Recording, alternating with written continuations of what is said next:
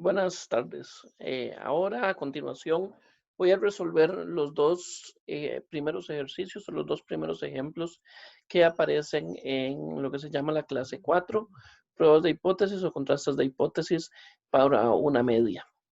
Eh, Voy a ilustrar el caso 1 y el caso 2 con los dos ejercicios que vienen ahí.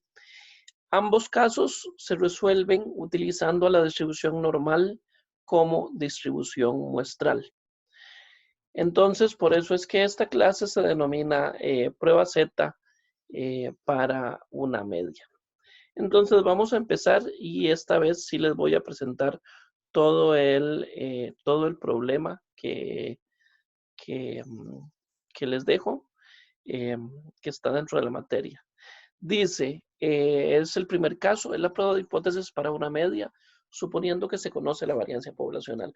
En este caso, vamos a suponer que sí conocemos la variancia poblacional. ¿Cuáles son esos casos? Para efectos de la vida real es cuando la variancia se obtiene de la revisión de literatura, se obtiene de conocimiento físico o empírico de cómo es la desviación estándar antes de empezar el estudio. Eh, En el caso para efectos de exámenes o de evaluaciones, en este caso sería cuando se dice que la variancia poblacional se plantea desde el inicio. En otras palabras, que la variancia o la desviación estándar no se obtuvo de la muestra. Como podemos ver, aquí el problema lo que dice es que en una población específica de hombres se ha determinado que el peso promedio del adulto de 18 años o más ha sido históricamente de 60 kilogramos, con una desviación estándar de 20 kilogramos. Aquí ya sabemos dos cosas. Uno, que la tradición, la historia, los datos previos al estudio dicen que la media es igual a 60 kilogramos y la desviación estándar es de 20 kilogramos. En otras palabras, aquí la desviación estándar proviene de la población. Sin embargo, un cambio en la dieta en la que los chicharrones de cerdo han sustituido a los picadillos de vegetales hace pensar que el peso promedio se ha incrementado. Esto también es importante. Vean que el planteamiento del problema se les está diciendo que se cree que el peso promedio ha aumentado. Se desea probar que el peso promedio aumentó con un nivel de significancia alfa de 0.05 y se toma una muestra de 2,000 personas y se les pesa con una báscula estandarizada. En esta muestra se obtuvo que el peso promedio de los hombres es de 63 kilogramos y se pide que pruebe la hipótesis de que el peso promedio de los hombres ha aumentado con un alfa de 0.05. Aquí quiero llamar la atención nuevamente que es el planteamiento de la investigación, o sea, es la hipótesis previa la que nos ayuda a definir cómo va a ser la hipótesis alternativa. En otras palabras, aquí estamos diciendo que se cree que el peso promedio ha aumentado y se desea probar que el peso promedio aumentó. En otras palabras, eso va a hacer que cuando planteamos la hipótesis nula y alternativa, como lo vamos a hacer aquí, vamos a plantear que H0, que mu es igual a 60 kilogramos, y H1, que mu es mayor a 60 kilogramos. En este caso, esto es lo que denominamos como pruebas de hipótesis de una cola. ¿Por qué? Porque sabemos que en la hipótesis alternativa lo estamos planteando como mu mayor a 60 kilogramos. En otras palabras, el objetivo de nosotros es probar que aumentó el peso promedio. Aparte de plantear la hipótesis nula y alternativa, también lo que vamos a hacer es describir cuáles son los datos que tenemos. Sabemos que n es igual a 2000, ese es el tamaño de muestra, que alfa es igual a 0.05, que x barra, en otras palabras, el promedio que se obtuvo en la muestra es de 63 kilogramos. En la muestra se obtuvo que 63 kilogramos y la desviación estándar poblacional, en otras palabras, lo que vamos a denominar con la letra griega sigma, es igual a 20. Por eso es que este caso es un ejemplo del caso 1. En otras palabras, cuando la desviación estándar o la variancia provienen de la población, porque se conoce desde antes. Seguimos entonces con el problema. Y lo siguiente, lo que vamos a hacer primero es ilustrar este ejemplo con el método de los cuantilos, el famoso método en el que se compara el Z tabular contra el Z calculado. Aquí tenemos que lo primero que vamos a hacer, ya que tenemos los datos, es calcular el Z tabular. Y sabemos que al ser por una prueba de hipótesis de una cola y en la hipótesis alternativa se plantea mayor, por eso es que el Z tabular se calcula como más Z de 1 menos alfa. En otras palabras, es el positivo de Z de 1 menos alfa y no alfa medios, nada más alfa, porque es de una sola cola. Como sabemos que el alfa es de 0.05, entonces vamos a usar un Z de 1 menos 0.05 y si buscamos en la tabla de la distribución normal obtendremos 1.645. Aquí, para efectos de examen, yo soy abierto a que ustedes utilicen 1.65 o 1.64, porque en realidad lo que nos interesa es aproximarnos a la realidad. En estadística no es necesario la exactitud, sobre todo cuando lo que estamos es tratando de inferir con una muestra a la población. Lo importante es la precisión. Si ya tenemos el Z tabular, lo que tenemos que hacer ahora es el Z calcular, el Z calculado. ¿Pero qué es el Z calculado? Como ustedes lo vieron en Estadística Introductoria 2, el Z calculado es una estandarización del promedio muestral. Se estandariza el promedio muestral X barra y ese es el Z calculado. ¿Qué sería aquí? Vean que como es el primer caso, en otras palabras, cuando conocemos la variancia poblacional, la fórmula del Z calculado es X barra menos mu entre sigma entre raíz de n. Ese denominador, sigma entre raíz de n, es cómo estamos calculando o estimando el error estándar de la distribución muestral del promedio. En otras palabras, sigma entre raíz de n es el error estándar de la distribución muestral de X barra dado el tamaño de muestra n. Esto sería igual a 63 menos 60 entre 20 entre raíz de 2000. Eso es igual a 3 entre 0.447. Y lo hago así despacio, paso por paso, para que ustedes vean que el 0.447 es nuestro error estándar. Es como estamos definiendo cómo es nuestro error estándar. Y encontramos que el Z calculado es 6.711409. En otras palabras, si lo redondeamos, es 6.71. Y en el método de los cuantilos, lo que tenemos que hacer es comparar la zona de rechazo con o definir la zona de rechazo de no rechazo y ver en qué parte de la recta es que se ubica el Z calculado. Aquí tenemos el gráfico de las zonas de rechazo y de no rechazo. Vean que la zona de rechazo está en una sola cola, porque es una prueba de una sola cola, porque la hipótesis alternativa es mayor. Si la hipótesis alternativa está planteada como mu mayor a algo, la zona de rechazo está a mano derecha, o sea, hacia los positivos, y si es mu menor a algo, entonces la zona de rechazo debería estar en los negativos. En este caso aquí está en los positivos. La zona de rechazo va desde menos infinito a 1.645 y la zona de rechazo va de 1.645 hasta más infinito. Repito, la zona de no rechazo va desde menos infinito a 1.645 y la zona de rechazo de 1.645 hasta más infinito. El área bajo la curva de la zona de no rechazo es 0.95. Y ya habíamos calculado que nuestra Z calculado era 6.71. El 6.71 se ubicaría en esta parte del gráfico. El 6.71 se ubicaría en esta parte del gráfico. Incluso está más hacia esta cola. El 6.71, de hecho, ni siquiera se puede observar dentro del gráfico. Y eso quiere decir que cae en la zona de rechazo. Así que si el Z calculado es igual a 6.71, cae en la zona de rechazo. Y dado este procedimiento, entonces podemos llegar a la conclusión, como cae en la zona de rechazo, hay suficiente evidencia estadística para rechazar la hipótesis nula de que la media del peso en esta comunidad es igual a 60 kilogramos con un alfa de 0.05. Repito, la conclusión sería que como el Z calculado cae en la zona de rechazo, entonces hay suficiente evidencia estadística para rechazar la hipótesis nula de que la media del peso en esta comunidad es igual a 60 kilogramos. Voy a resolver el mismo ejemplo, pero ahora con el método de las unidades de medición.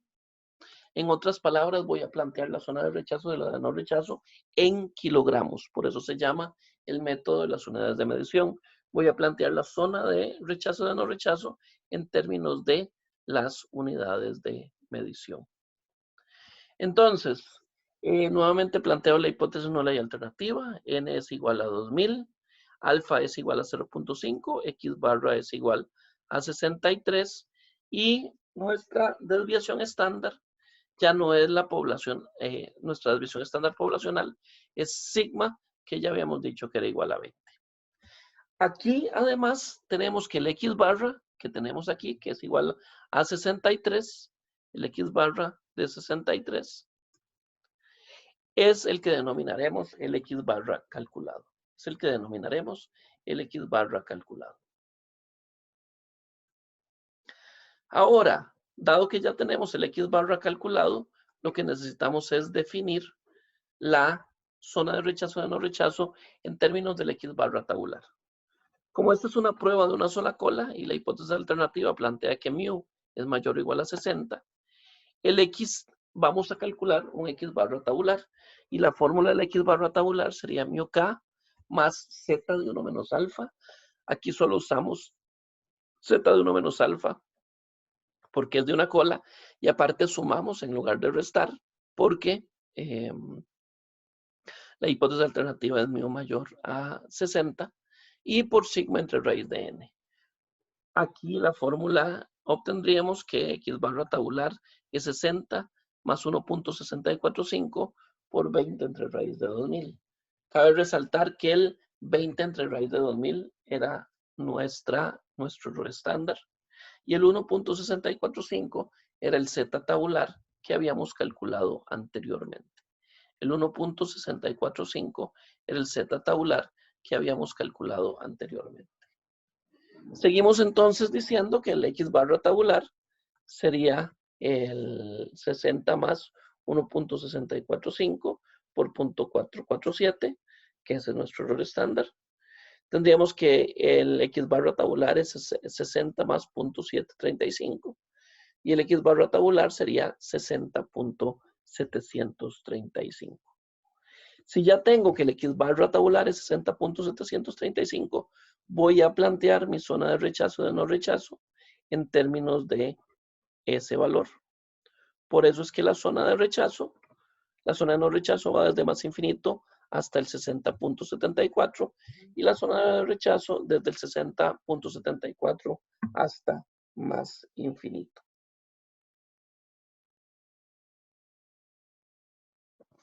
Repito, la zona de no rechazo iría desde menos infinito hasta 60.74 kilogramos, véanlo aquí, y la zona de rechazo iría de 60.74 kilogramos hasta más infinito.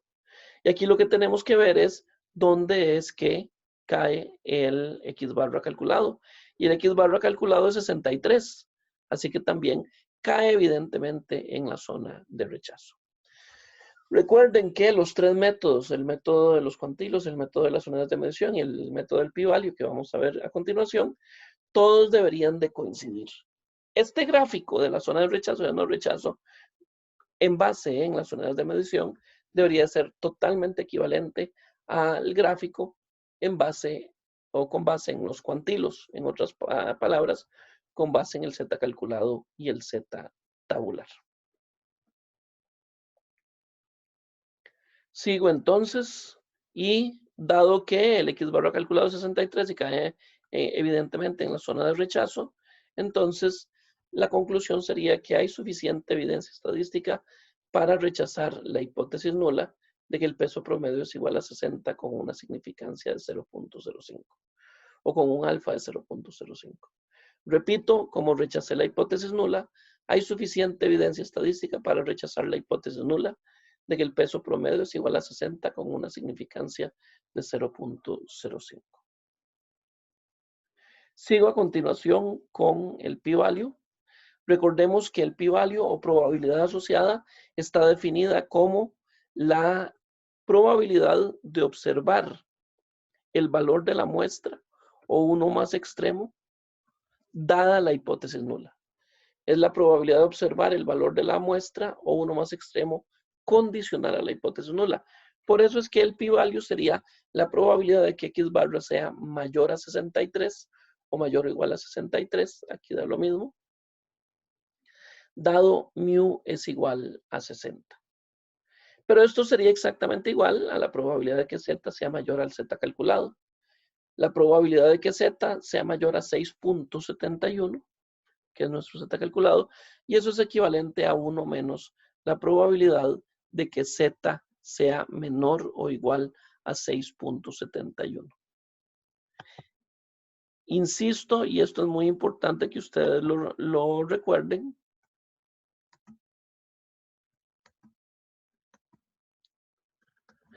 en las tablas o en Excel o en R, generalmente lo que obtenemos es fórmulas para calcular la probabilidad acumulada menos D. Entonces siempre tenemos que plantear al final la probabilidad como 1 menos la probabilidad de que Z sea menor a algo. En este caso es Z menor a 6.71. Y esa probabilidad es 0.000000000097. ¿Pero qué es eso? Yo voy a aceptar, porque eso ustedes no lo van a encontrar en la tabla, las tablas estadísticas, que eso es casi cero. Y la regla de decisión es se rechaza H0 si el p-value es menor a alfa. Obviamente casi cero es menor a 0.05, entonces se rechaza la hipótesis nula. Este es como estamos planteando o como estamos resolviendo el primer ejemplo. ¿Cuándo se supone que se conoce la variancia poblacional? O sea, tenemos sigma. En otras palabras, la desviación estándar proviene del conocimiento previo, de la revisión bibliográfica, del marco teórico. Entonces, en este caso vamos a utilizar la distribución normal como distribución muestral porque se aproxima bastante independientemente del tamaño de la muestra. Ahora, en la vida real, al menos en la vida real del estadístico aquí en Costa Rica, este caso no va a ocurrir. En la mayoría de los casos no vamos a tener la desviación estándar de la población. Lo que vamos a tener es que la desviación estándar es calculada con la muestra. Lo que va a ocurrir es que la desviación estándar es calculada con la muestra, con el estudio, con la investigación que ustedes están planteando.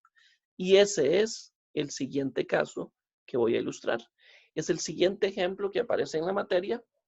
Y el segundo caso es la prueba de hipótesis para una media, suponiendo que no se conoce la variancia poblacional.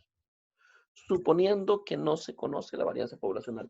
Cuando decimos que no se conoce la variancia poblacional, es que la desviación estándar se extrajo de la muestra, del estudio. Que la desviación estándar se extrajo de la muestra. Y repito, esto es lo que ocurre en la vida real. Ahora, si es este caso, entonces tenemos una condición más.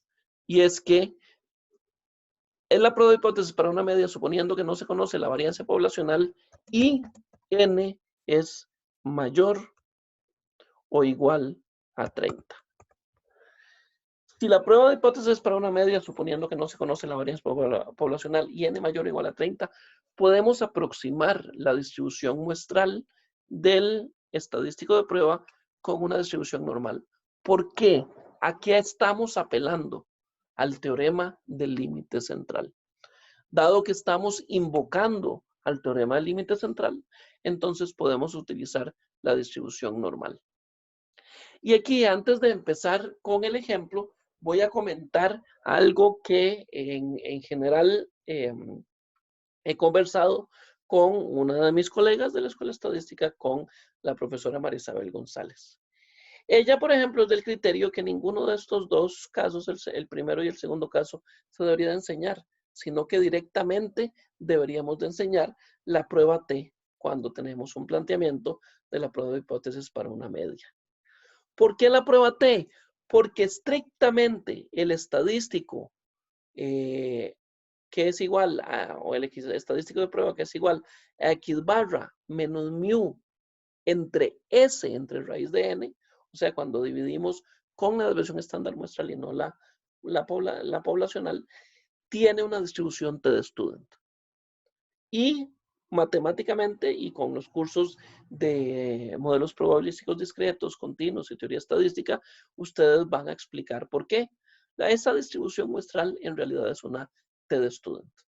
Pero después, y aquí vamos a utilizar la regla de dedo, cuando n es mayor o igual a 30, esa distribución t-de-student se parece a la distribución z. Y por eso es que la podemos aproximar con una distribución normal estándar.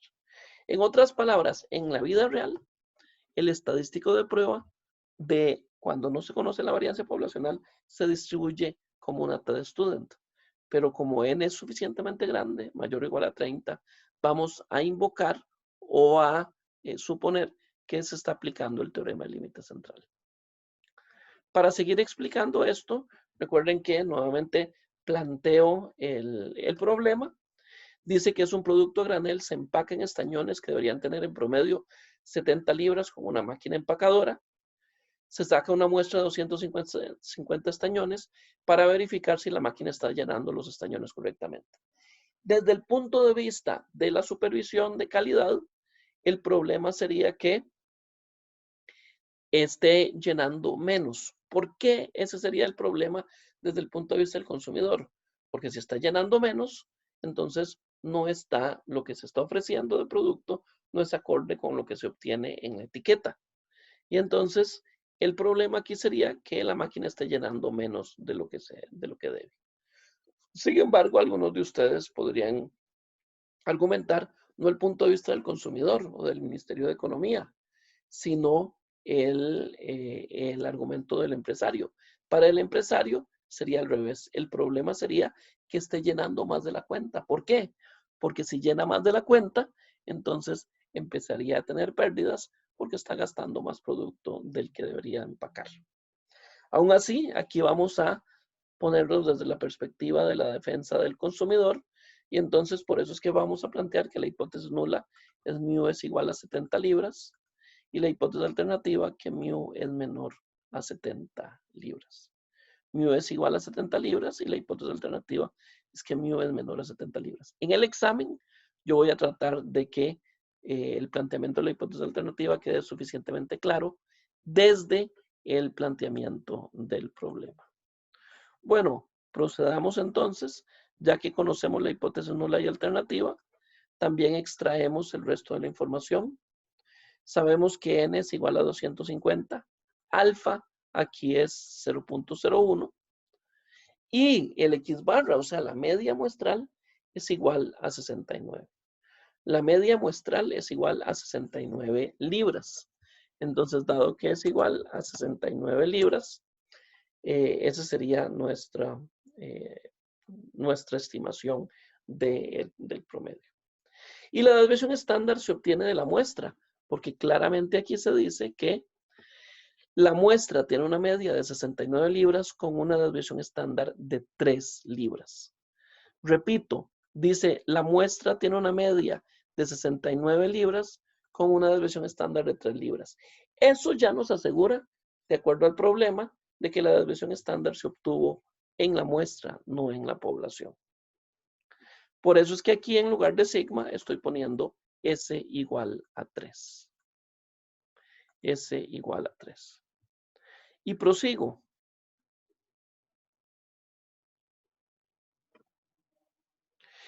Voy a empezar con el método de los cuantilos. Como uso el método de los cuantilos y la hipótesis alternativa es mu menor a 70, entonces aquí el z tabular sería menos z de 1 menos alfa. Sería menos z de 1 menos alfa, que sería menos z de 1 menos 0.01, y eso sería igual a menos 2.326. ¿Por qué menos z de 1 menos alfa? Bueno, porque ya sabemos que la zona de rechazo está en la cola izquierda. Esto nosotros también lo podríamos plantear de la siguiente forma, como z de alfa. Porque esto sería equivalente a Z de 0.01. Y sabemos que Z de 0.01 es igual al menos Z de 1 menos 0.01, o sea, a menos Z de 0.99. ¿Por qué? Por la simetría de la distribución normal. Y obtenemos un menos 2.326. Este sería nuestro Z tabular que vamos a utilizar para definir la zona de rechazo de no rechazo. Seguidamente calculamos el Z calculado. Recuerden que el Z calculado es un promedio muestral estandarizado. Por eso es que lo que estamos haciendo es estandarizar el promedio muestral. Noten la diferencia con el caso 1. En el caso 1 era exactamente la misma fórmula, pero aquí teníamos sigma. En cambio, en el caso 2, aquí tenemos S. Como bien decía mi colega Marisabel González, en realidad este estadístico que estoy resaltando aquí,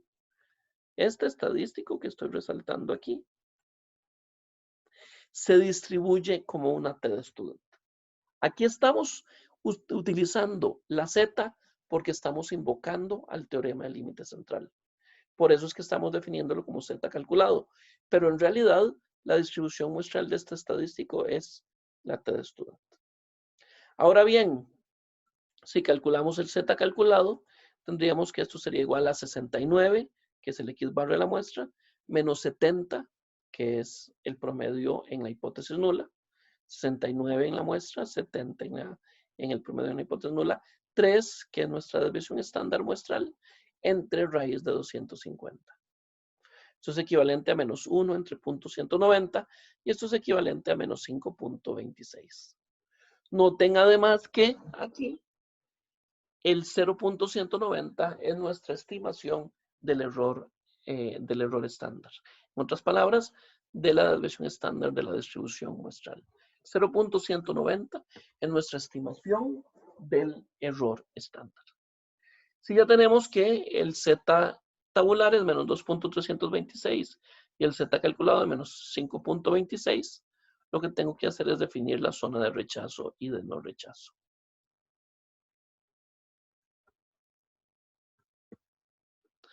La zona de rechazo, entonces aquí la zona de rechazo está en la cola izquierda. ¿Por qué está en la cola izquierda? Porque la hipótesis alternativa es mu menor. ¿Por qué está en la cola izquierda la zona de rechazo? Porque en la hipótesis alternativa se dice mu menor a 70 libras. Por eso se utiliza la cola izquierda. Así que la zona de rechazo va de menos 2.326 a más infinito y la zona de rechazo es de menos infinito a menos 2.326. La probabilidad de que sea mayor a menos 2.326 es igual a 0.99. El área bajo la curva, bajo el segmento de curva, que se refiere a la zona de no rechazo. Y repito, esta escala es el peso estandarizado. En el método de los cuantilos lo que tenemos es una variable estandarizada. En el método de las unidades de medición es una variable, la variable tal y como está en sus unidades de medición. Ahora recordemos que el Z calculado es menos 5.26 y el menos 5.26 ni siquiera se observa en este gráfico porque caería en esta zona de la zona de rechazo.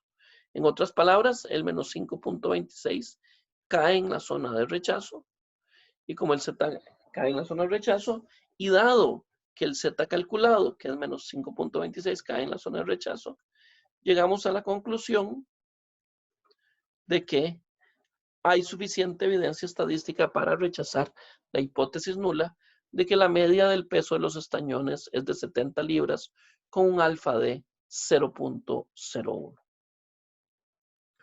Prosigo.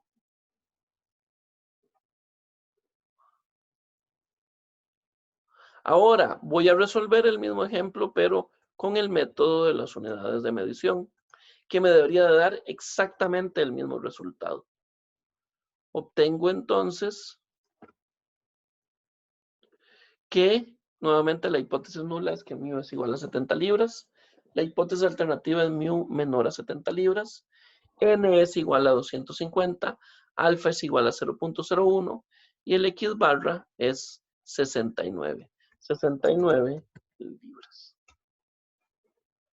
La desviación estándar muestral, que repito, la desviación estándar se extrajo de la muestra, sería 3. Y como dije anteriormente en el método de las unidades de medición, el X barra es el que denominaremos como X barra calculado. Además, por los cálculos anteriores, sabemos que Z de 0.01 es menos 2.326, que este era el Z de 1 menos alfa. Esto nos sirve para definir cuál es el X barra tabular. Y el X barra tabular, la fórmula sería X barra tabular es mu k, que es el valor que se obtiene en la hipótesis nula. Es el valor de la hipótesis nula, 70. Mu k es el valor de la hipótesis nula. El Z de 1 menos alfa es el 2.326 y aquí sería negativo porque tenemos nuestra zona de rechazo en la cola izquierda por S entre raíz de n, y ya sabemos que S entre raíz de n es nuestra estimación del error estándar. El X barra tabular sería 70 menos 2.326 por 3 entre raíz de 250. Nuestro X barra tabular sería 70 menos 2.326 por 0.19, que era nuestro error estándar. O sea, el X barra tabular es 70 menos 0.44. O sea, el X barra tabular es 69.56 libras, porque está dado en las unidades de medición. 69.56 libras. Y así defino la zona de rechazo y de no rechazo. Y aquí vean cómo el gráfico está dado en peso en libras. Va desde desde 0 hasta más infinito, desde menos infinito hasta más infinito, pero sabemos que la probabilidad de que Z sea mayor a 69.56, que es nuestro X barra tabular, es igual a, aquí hace falta, esto es igual a 0.99. Aquí sería 0.99. Ahora, lo que yo tengo que observar es dónde es que cae mi X barra tabular. Y sabía que el X barra tabular es 69.56 libras. El X barra calculado es 69 libras. Así que las 69 libras caen aquí, en la zona de rechazo. Y dado que cae en la zona de rechazo, entonces se rechaza la hipótesis nula. Nuevamente se observa que el X barra calculado, que es 69, cae evidentemente en la zona de rechazo. Y por eso la conclusión sería que hay suficiente evidencia estadística para rechazar la hipótesis nula de que el peso promedio es igual a 60 con una significancia de 0.05. Repito, los dos métodos deberían de dar exactamente la misma conclusión. Y el tercero también, que es el método del pi-value. Y en el método del pi-value, que voy a proceder a explicar, se utiliza la información del método de los cuantilos, como la hipótesis alternativa plantea que mu es menor a 70. Entonces el pi-value aquí no sería, aquí, recuerden, el pi-value, probabilidad asociada a la probabilidad de observar el valor de la muestra, o sea, 69, o uno más extremo en términos de la hipótesis alternativa. Con la hipótesis alternativa era mu menor, los valores más extremos son 69 o menos. Sería condicional a la hipótesis nula. El pi-value sería la probabilidad de que X barra sea menor o igual a 69, dado mu igual a 70. Aquí sería menor o igual a 69, dado que mu es igual a 70. El pi-value sería equivalente a la probabilidad de que Z sea menor o igual al Z calculado.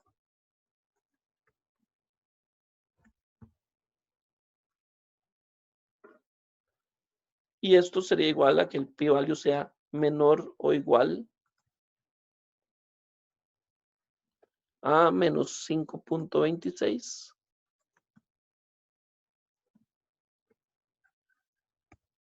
probabilidad de que Z sea menor o igual a menos 5.26. Y utilizando Excel, esto sería equivalente a 0.0000000072. Pero si ustedes buscan esta probabilidad en la tabla de la distribución normal, no la van a encontrar.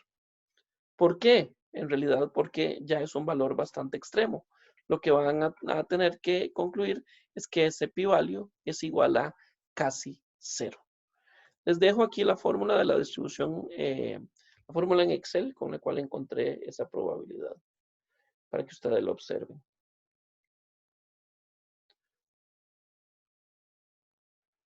Pero nuevamente, como el p-value es casi cero, entonces, y la regla de decisión es que se rechaza la hipótesis nula si el p-value es menor al alfa, y como casi cero es menor a 0.0, perdón, a 0.01, como casi cero es menor a 0.01, se rechaza la hipótesis nula.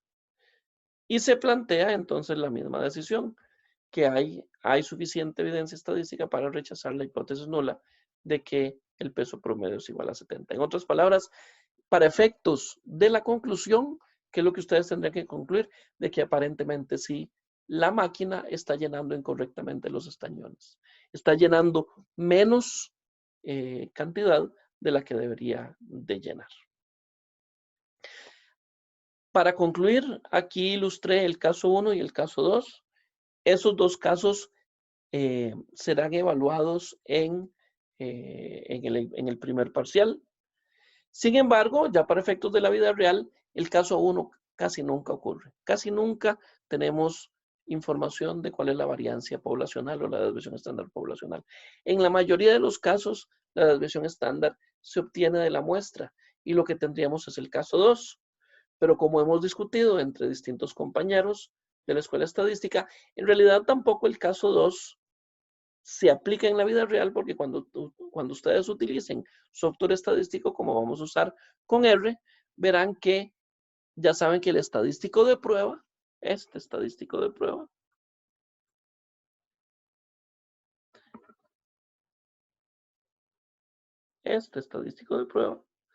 se distribuye como una T de student.